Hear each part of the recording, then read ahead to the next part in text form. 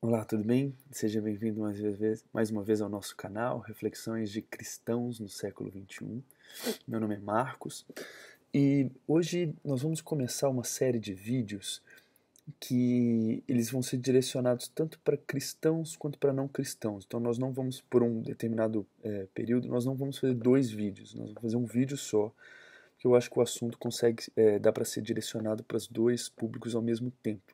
Serão entre 4 a 5 vídeos, a gente ainda não sabe quantos no total, mas que estarão direcionados para a gente mostrar argumentos da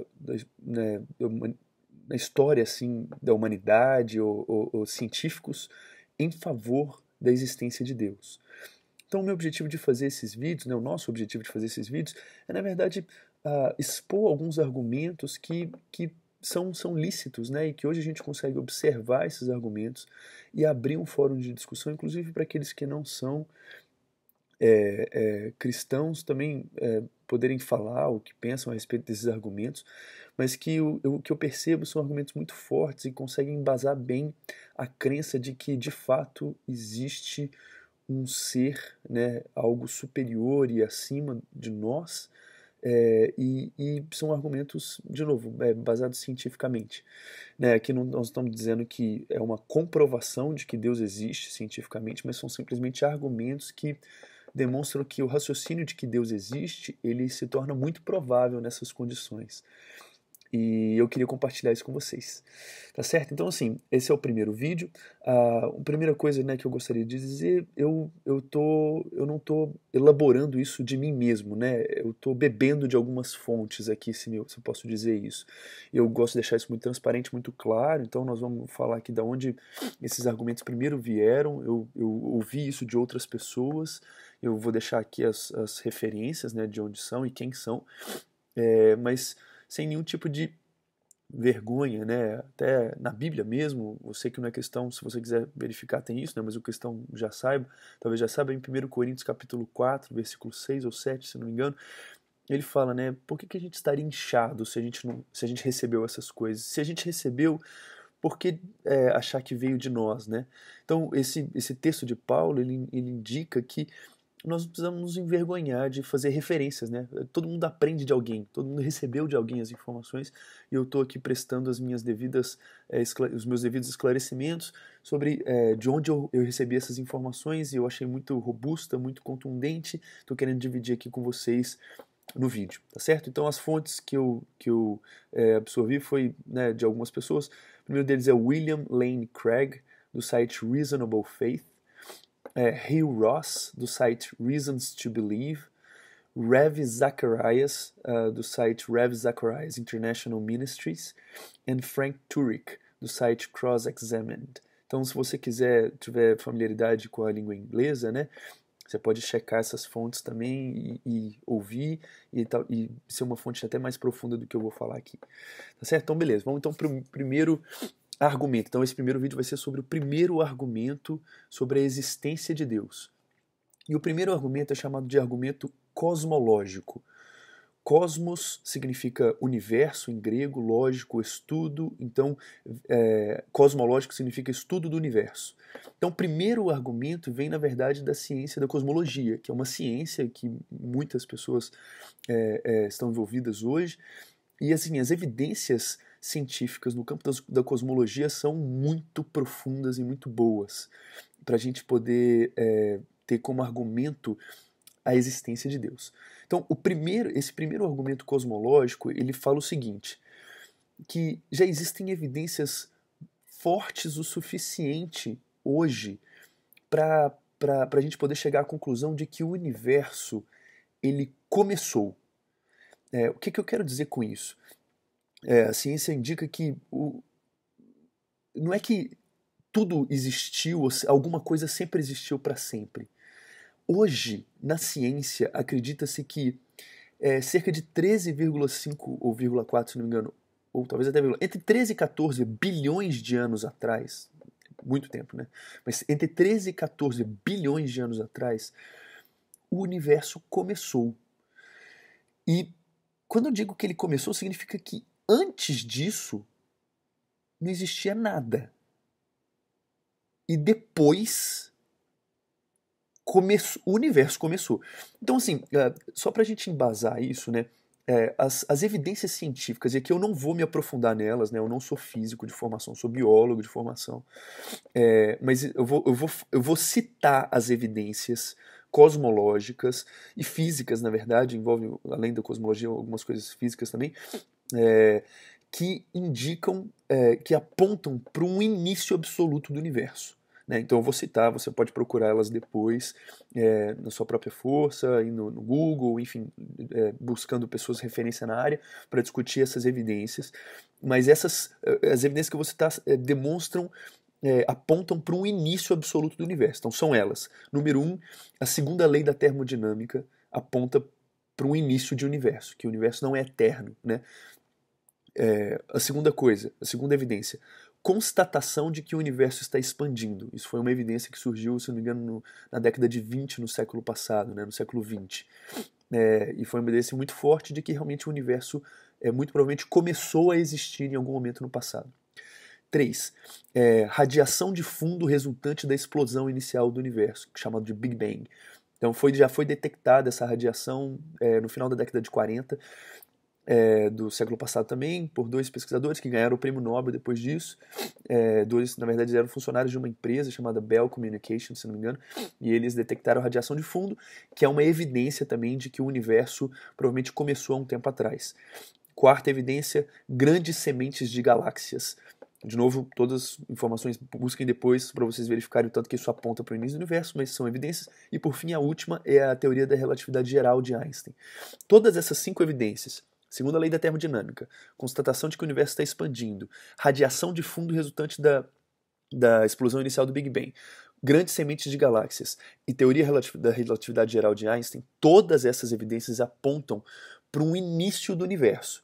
Por que isso é relevante? Porque isso não é intuitivo. Essa informação de que o universo começou a existir, ela não é intuitiva. Ao contrário, inclusive no início do século passado, existiam teorias competitivas, né, competidoras dessa teoria do Big Bang, do início do universo, e pessoas acreditavam que isso era perfeitamente plausível, né, de que o universo sempre pudesse existir, ele era eterno. Né, tem uma teoria que existia que era competidora do Big Bang, era do Steady State Universe, ou a teoria do estado estacionário, se não me engano.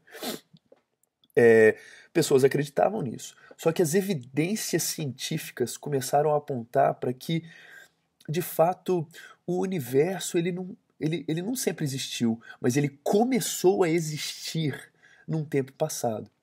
E tirando aqui de novo a discussão física da situação, porque eu não sou físico para discutir isso, eu imagino que a maioria das pessoas não tenham conhecimentos físicos para discutir isso, mas nós estamos tomando como base de que, de fato, o universo começou a existir. Quando eu falo que o universo começou a existir, eu não estou falando que o nosso planeta começou a existir, ou o nosso sistema solar começou a existir.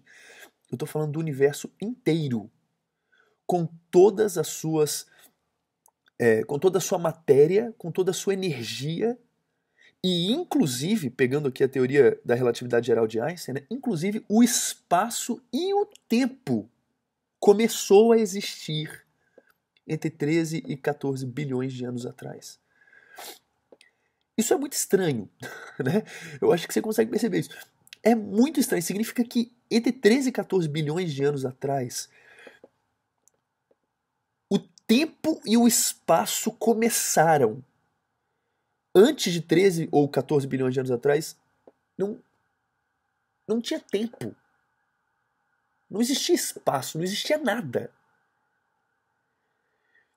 E essa percepção, ela é muito profunda, porque se a gente for fazer um raciocínio lógico, e o que eu chamo de raciocínio lógico? Eu queria propor aqui para você o seguinte: existe uma lei, não uma lei, mas um raciocínio filosófico, né? Na verdade é uma lei, chamada a lei da causalidade.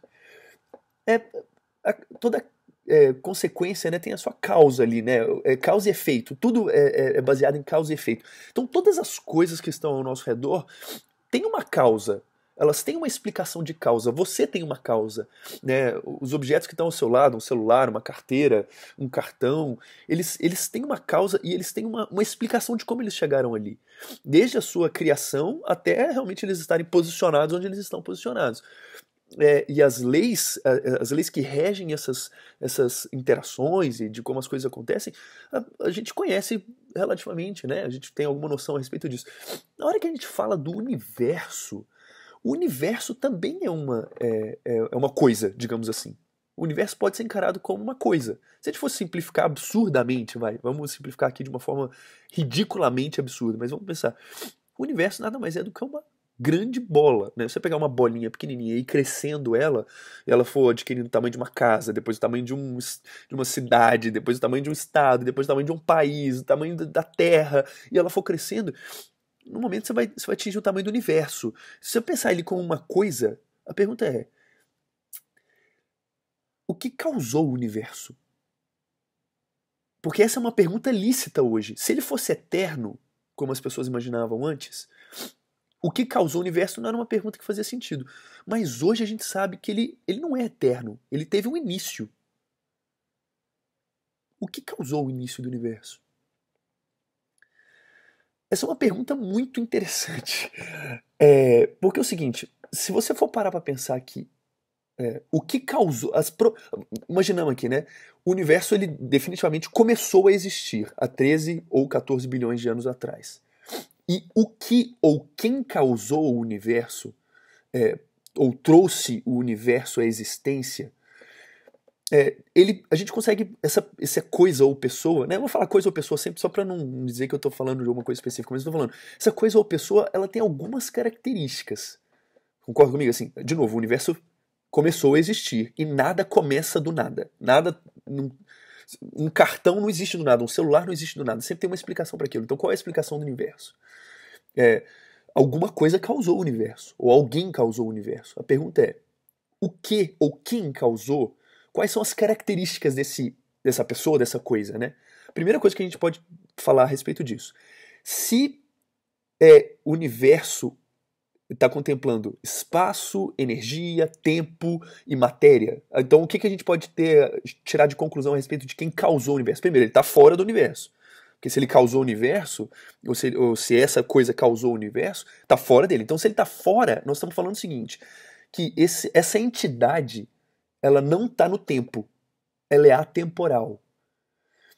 Uma outra característica dessa entidade, ela não é física, ela não é material, ela é abstrata.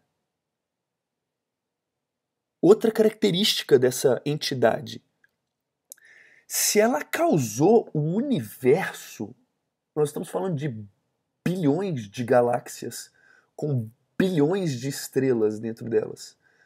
E da qual numa dessas estrelas, e nem é uma grande estrela, o Sol, existe um sistema, né, planetário ali em volta do Sol, um dos planetas tem a Terra, e na Terra nós estamos. Então assim, nós fazemos parte de tudo. A entidade que causou isso, ela não só é atemporal e não material, como ela também é imensamente poderosa e inteligente. Então, essas três coisas. E por fim, uma última coisa que a gente pode concluir a respeito da entidade que causou o universo, seja ela uma coisa ou uma pessoa, enfim, eu não estou aqui determinando, é que essa entidade é dotada de vontade, de volição, de desejo, ou ela atua, ela não é uma coisa sem vontade, ela não é impessoal, ela é pessoal. Por que ela é pessoal? Porque ela transformou uma situação de nada em alguma coisa. Então, para você fazer essa mudança, exige-se proatividade, existe vontade envolvida nisso. Se não houver vontade, o nada nunca vai virar nada. Mas agora, se há vontade, nada pode virar alguma coisa. Então, assim, essa entidade, ela é atemporal, ela não é física, ela é muito poderosa e muito inteligente, e ela é pessoal. Por que eu estou dizendo que esse argumento cosmológico é um argumento que advoga a favor da existência de Deus? Porque a partir de premissas científicas, igual a gente falou aqui, o único motivo que a gente fez a pergunta do quem causou o universo foi porque a gente percebeu que cientificamente o universo começou. Ele se iniciou.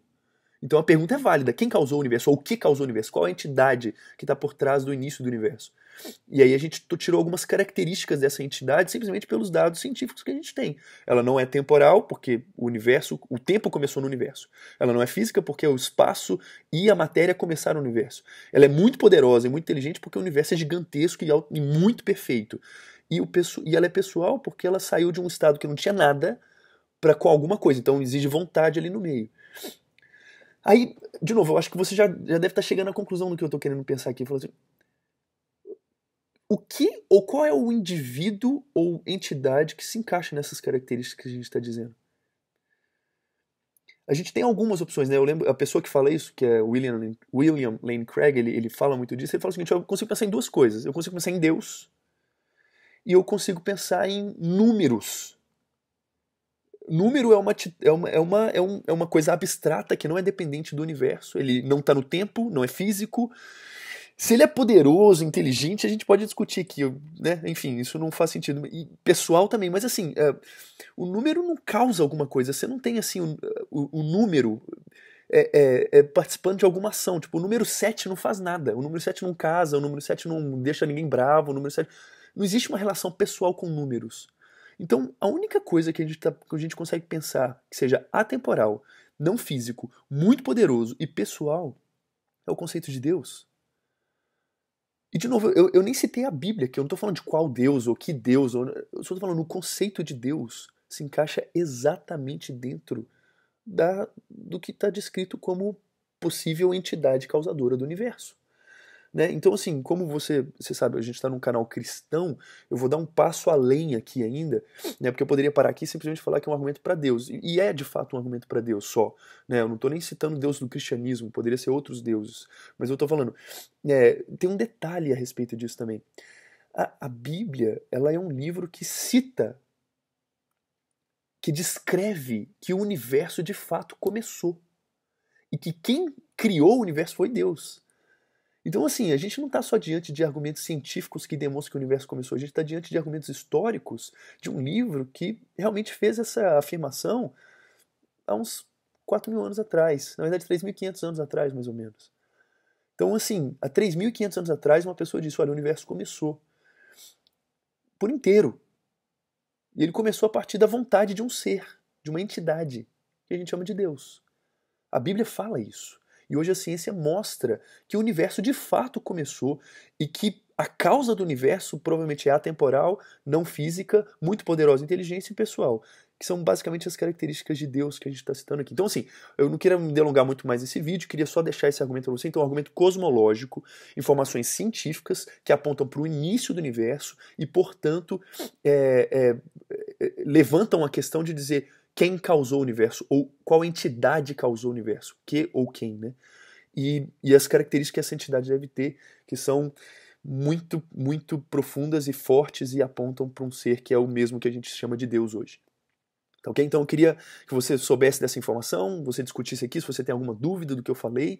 De novo, eu não sou físico para tratar a respeito dos assuntos especificamente, te oriento a buscar essas informações e a validar essas informações, mas se você tem alguma coisa a respeito filosófica, né, que você queira discutir a respeito disso, a gente fica à disposição, vai ser ótimo poder discutir esse ponto, as críticas construtivas, fica à vontade, e agradeço também a tua audiência aqui, você poder discutir isso com a gente. Tá, ok? Obrigado pela oportunidade, até a próxima semana. A gente vai ter mais um vídeo nessa mesma série para fazer mais um argumento a respeito da existência de Deus. Tá ok? Obrigado, um abraço, até a próxima.